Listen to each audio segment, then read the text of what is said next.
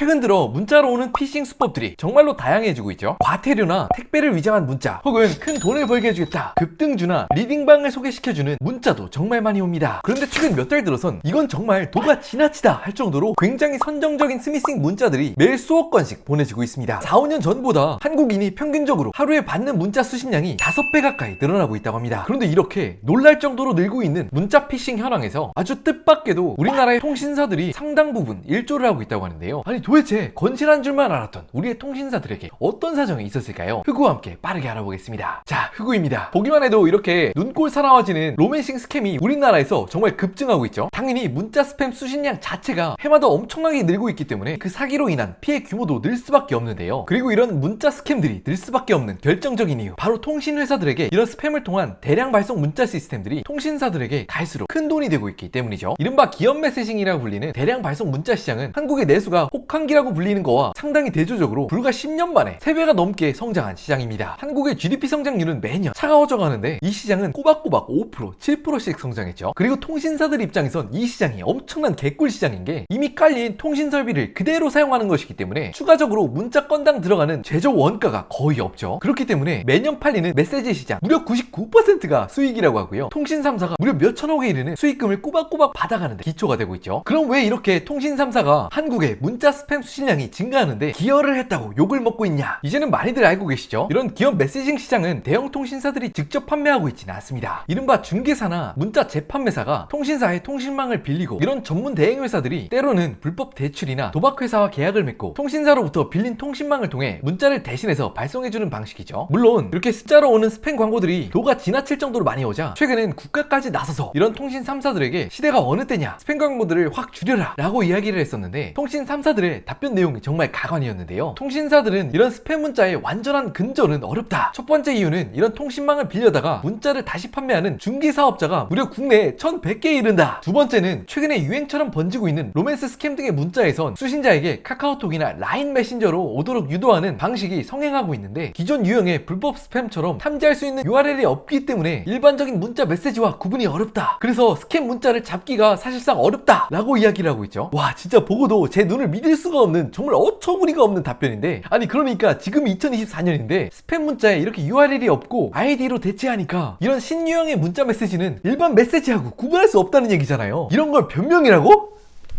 통신사들이 이렇게 말도 안 되는 이야기를 하는 이유가 도대체 뭘까요? 당연히 돈 때문이죠. 앞서 말씀드린 것처럼 기업 메시징 시장은 스팸 메시지 열풍 때문인지 매년 엄청나게 성장하고 있고, 게다가 수익률이 경이로울 정도로 높은 사업입니다. 그런 스팸 메시지를 거르고 거르는 내부 시스템을 고도화하면 고도화할수록 자신들의 회사의 이익률이 줄어들다 보니까 인센티브상 아무래도 소극적으로 변할 수밖에 없겠죠. 그런데 이렇게 버는 돈들은 또 다른 반대편에선 수많은 피해자들의 경제적인 손해를 양성하고 있는 거잖아요. 이쯤에서 저는 이런 궁금증이 들었습니다. 이런 스팸 메시지 유포는 기업 평판에 정말 위험한 수익 사업이라고 할 수 있는데, 아니 그렇게 돈 잘 번다는 통신사들이 왜 하필이면 이런 곳에서 목을 메고 있는 걸까요? 아마 많이들 아시겠지만 한때는 정말 신의 직장이라고 불리웠던 통신사들의 사정이 최근엔 정말 말이 아니죠. KT나 SKT와 같은 이런 굴지의 대기업들이 회사에 유례가 없는 대규모 구조조정을 시행하고 있습니다. 이곳에서도 또 돈의 논리가 들어가죠. 무려 20년 전에 3조 원이 넘는 영업이익을 찍었던 SKT. 그런데 영업이익이 꾸준히 추락하더니 최근 5년 동안은 1조 원을 간신히 넘나드는 모습을 보여주고 있죠. 물가 상승분까지 생각하면 영업이익이 거의 5분의 1로 줄어든 셈입니다. 이렇게 통신사의 실적이 급격하게 추락하고 있는 가장 큰 이유는 통신사들의 가장 큰 매출원이라고 불리는 이동통신 매출, 즉 우리가 매달 내는 스마트폰 부분에서 갈수록 돈을 벌기 어려운 구조로 변하고 있기 때문이죠. 아마 잘 아시겠지만 10년 전만 해도 우리나라의 통신비 지출은 OECD 중에서 무려 3등, 미국과 일본 다음으로 비싼 나라, 기염찬 순위를 기록했었죠. 통신사들이 잘 먹고 잘 살던 호 시절이었습니다. 그런데 최근 들어서 이런 1인당 월 평균 통신비 지출이 급격하게 떨어지고 있다고 하는데, 그 이유는 정부에서 직접 나서서 이런 통신사들에게 가계 통신비를 낮춰라, 연이어서 압박에 나섰기 때문이죠. 그 결과 출시 당시엔 무려 7만원, 8만원에 호가하던 5G 요금제가 24년 들어서 무려 3만원 요금제까지 나왔다고 합니다. 여기까지만 들으시면 아니 우리나라가 무슨 공산주의 국가도 아니고 나라에서 이렇게 기업의 가격을 결정해? 통신사가 뭐 큰 잘못을 했어? 라는 생각까지 하실 수 있는데, 정말 웃기게도 잘못을 한 것 같긴 합니다. 최근 몇 년 들어 값비싼 요금제로 가입한 5G 이용자들이 무려 몇 천만 명이 늘었는데, 있었는데 이렇게 빠르게 고객들을 모은 데엔 통신사들의 광고가 한몫했죠. 무려 LTE 속도의 20배다! 5G가 도대체 뭔진 몰라도 새로운 폰을 바꿀 때 정말 참을 수가 없죠. 그런데 알고 봤더니 이런 속도가 상당히 과장돼 있고 통신사들의 거짓말이었다는 것이 드러나게 되었습니다. 이런 논란의 주요 골자는 고객들만 먼저 잔뜩 받아놓고 통신사들이 설비 투자엔 돈을 거의 안 썼다 라는 내용이었죠. 5G 도입 원년 2019년 이후에 통신 3사들은 약속이나 한 것처럼 설비 투자를 한 마음으로 낮췄습니다. 그 결과 OECD 선진국들의 통신사들과 비교해보면 매출액 대비 설비 투자가 상위권 국가들의 비교가 아니라 평균보다도 무려 반밖에 되지 않는다, 이런 분통 터지는 기사들도 많이 나왔습니다. 아무리 통신사들이 과징금을 받았다고 해도 그 손해를 전적으로 끼얹게 되는 건 바로 우리 국민들이잖아요. 이렇게 통신비 인하로 칼을 빼들게 된 정부의 대응에서 또 하나의 정말 나쁜 수익 사업으로 이런 정말 기분 나쁜 문자들을 받고 사기꾼들의 피해를 받는 건 또 온전히 국민들이기 때문에 정말 또 한 번 화가 나는 것 같습니다. 그런데 이렇게 답답한 국내 통신업계 과점 구조를 완전히 깨고 게임 체인저로 성큼성큼 다가오는 주인공이죠. 바로 일론 머스크의 스타링크가 드디어 내년 한국에서도 서비스를 시작한다는 소식이 있었죠. 많이들 들어보셨겠지만 스타링크는 기존의 통신사들이 사용하는 높은 정지 궤도의 통신 위성을 사용하는 것이 아니라 저 궤도에 수많은 인공위성을 통해서 전 세계 어디에서나 괜찮은 속도로 터지는 인터넷을 추구하는 회사죠. 아마 여기까지만 들으시면 어떤 분들은 이렇게 이야기하실 겁니다. 야, 그거 스타링크가 들어와도 한국의 통신사들 과점 시장은 똑같을걸? 일론 머스크조차도 우리는 기존의 통신사들과 경쟁을 원하지 않는다라고 했어. 이런 생각은 정말 일리가 있는 말씀인데요. 스타링크도 당장 내년에 진출할 때에는 국내 통신사들과 손을 잡고 서비스를 런칭하겠다고 이야기가 되고 있는 상황이라고 합니다. 자체적으로 수많은 저궤도 통신 위성을 쏜 스타링크가 왜 이렇게 각 나라의 통신사들과 손을 잡느냐? 첫 번째 이유는 기존의 사업자들과 손을 잡아야만 해당 국가의 사업 허가를 받기 쉽잖아요. 또 두 번째 이유는 아직까지 기존 통신사들이 가지고 있는 기지국이나 지상국을 사용해야 한다는 기술적인 한계가 있기 때문에 그렇습니다. 즉 현재까지는 KT, SKT와 같은 기존의 통신사들이 스타링크에게 지상에 있는 기지국을 빌려주고, 또 스타링크는 정말 인터넷이 터지지 않는 산간지방이나 또는 망망대해 바닷가에 트래픽을 전달해주는 그런 윈윈 관계로 사업을 처음 시작할 것으로 보이죠. 여기까지만 들으시면 야, 그럼 이렇게 분통 터지는 통신 3사들의 시대가 계속된다고? 이렇게 화가 나실 수도 있을 것 같죠. 그런데 이야기가 여기까지라면 스타링크 이야기를 가지고 오지도 않았을 겁니다. 몇 달 전이었죠. 2024년 초 스타링크는 이것이 바로 차세대 통신 기술이 될 것이다 라는 기염찬 기술을 한 가지 발표했는데요. 앞으로 더 자주 듣게 될 수도 있을 것 같습니다. 그 이름은 바로 레이저 링크라고 하는데요. 이 기술이 기존의 통신 구조와 아예 궤를 달리하는 것이 수많은 저궤도의 위성들을 통해서 통신이 오고 간다고 합니다. 방금 말씀드렸던 것처럼 지상 기지국 등은 더 이상 의존할 필요가 없다고 말이죠. 이전에는 위성이 이렇게 지상에 있는 기지국과 통하면서 트래픽을 전송해주고 있었는데, 앞으로는 레이저 링크가 탑재된 저궤도 위성들끼리 통신을 통해서 지상에 있는 인프라를 전혀 필요로 하지 않게 된다고 합니다. 스페이스 X 측에 따르면 차세대 스타링크 위성들은 하나도 빠짐없이 이런 레이저 크로스 링크 기술을 탑재하고 나온다고 하는데요. 이렇게 한번 전 세계에 진출하고 난 다음 세대엔 기존의 통신사들을 더 이상 의존할 필요가 없어지게 되죠. 굉장히 오랜 시간 공고히 지배해왔던 기존 통신사들의 과점 구조가 일론 머스크의 스타링크에 의해서 깨질 수도 있다는 그런 분석들이 진지하게 논의 중에 있다고 합니다. 오늘은 우리 주변에 왜 이렇게 스팸 문자들이 많이 오는지 최근 통신업계의 구조에 대해서 이야기해보았는데요. 당연히 저는 한 명의 흑우에 불과하기 때문에 제가 말한 내용 중 미처 이야기하지 못했거나 또 심지어는 틀린 내용이 분명히 있을 겁니다. 그런 내용을 발견하셨다면 하단 댓글을 통해서 남겨주세요. 저나 또 다른 시청자분들이 배울 수 있는 아주 좋은 기회가 될 것입니다. 또 하단에 구독하기 버튼을 눌러주시면 가장 따끈따끈한 주제를 가지고 재미나게 영상을 만들어 다시 한번 인사드릴 수 있도록 하겠습니다.